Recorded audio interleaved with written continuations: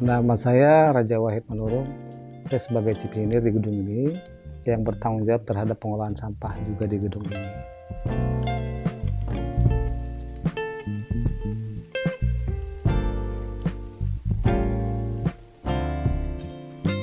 Kita kontrak kerjasama itu di awal Maret tahun 2019 dan sampai sekarang kita udah kontrak perpanjangan yang kedua atau ketiga kalau nggak salah. Gitu.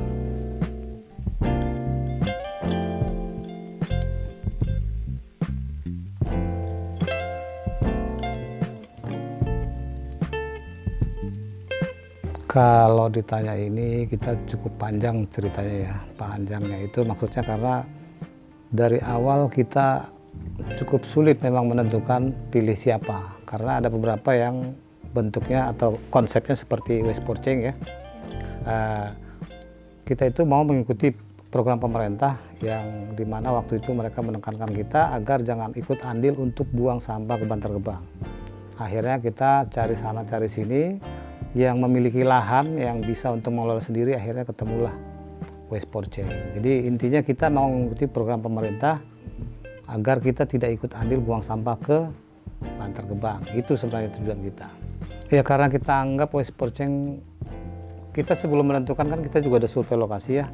Lokasi yang kita lihat cukup bagus ya, cukup bagus dan memang di sana mereka juga melakukan pemilahannya dengan benar gitu. Dibanding dengan yang lain kita anggap Waste for Change lebih bagus gitu dan lebih kooperatif pada saat diajak koordinasi, pada saat kita ajak diskusi, kita bertanya pun respon dari tim Waste for Change cukup baik gitu. Akhirnya walaupun harga kita anggap bukan berarti yang termurah ya, kita pilih yang terbaik lah gitu.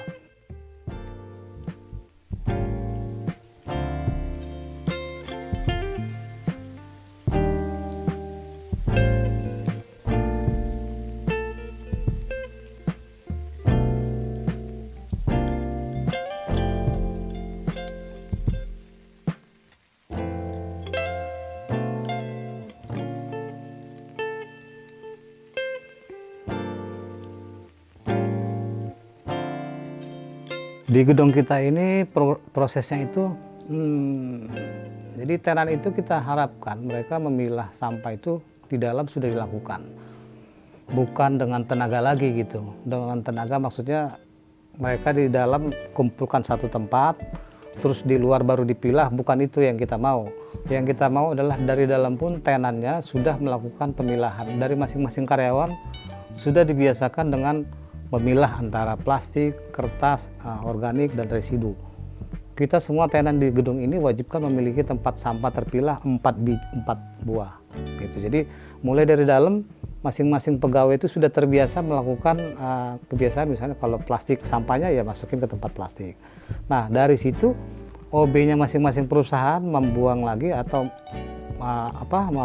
mengirimnya ke tempat sampah kita yang utama di lantai itu ya di area lift service. Jadi masing-masing tempat sampah yang tadi 4 terpilah di dalam tinggal dimasukin ke masing-masing yang 4 terpilah di area servis kita.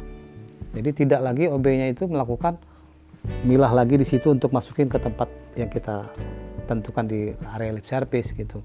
Nah dari situ turun menggunakan lift service membawa gerobak sampah tadi yang sudah terpilah 4 antara organik, plastik, kertas dan sampah lainnya itu yang ada residu dan lain-lain.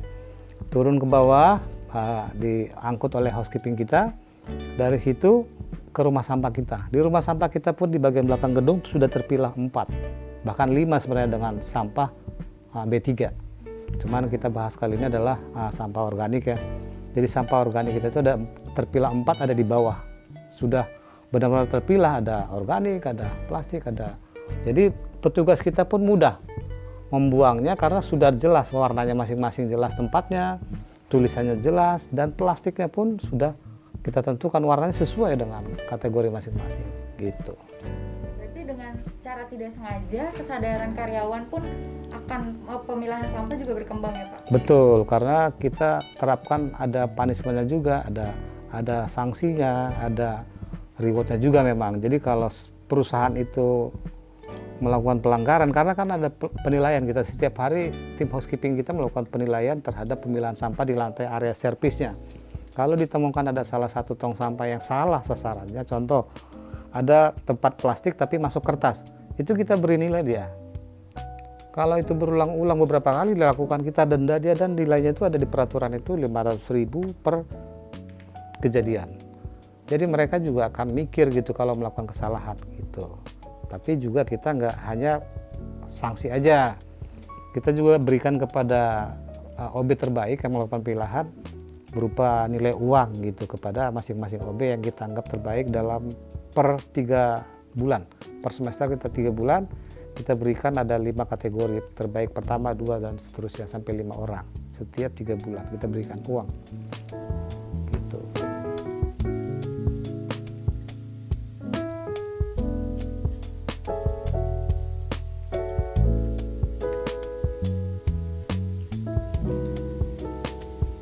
Rata-rata perusahaan kita sih memang sangat antusias ya, dan mereka senang juga, walaupun memang dalam perjalanan ada beberapa karyawan yang mungkin kurang enjoy dengan pola seperti itu, tapi dari sisi perusahaannya sih mendukung kita pengelola melakukan pengolahan sampah atau kerjasama dengan Sporceng yang ada programnya gitu yang terpilah.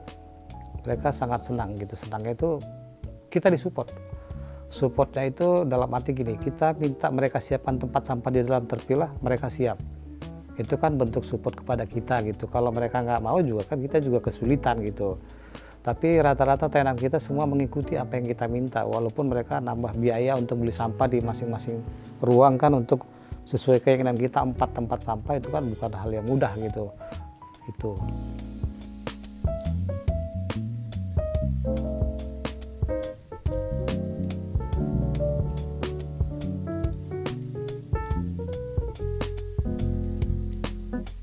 Perasaan kita sih sebenarnya cukup bagus ya, kita senang gitu karena semua sampah kita ternyata setelah kita dapat laporan bulanannya benar-benar dikelola dan benar-benar dipilah-pilah sesuai dengan jenisnya gitu, bahkan kaleng, besi, dan lain sebagainya dipisah. Pas kita lihat pertama kali laporannya juga kita cukup senang gitu, oh ternyata benar-benar dipilah nih, dan kita lihat foto-fotonya gitu ya. Jadi cukup bagus sih menurut saya, bagus itu laporannya, kaleng sekian kilo, detail gitu laporannya.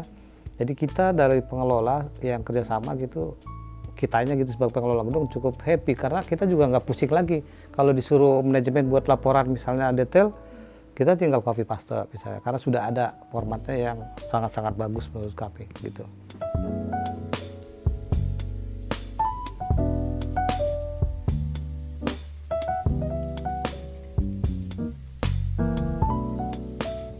Oke, kami dari Wisma Barito Pasifik mendukung program bijak kelola sampah yang dilakukan oleh Waste for Change.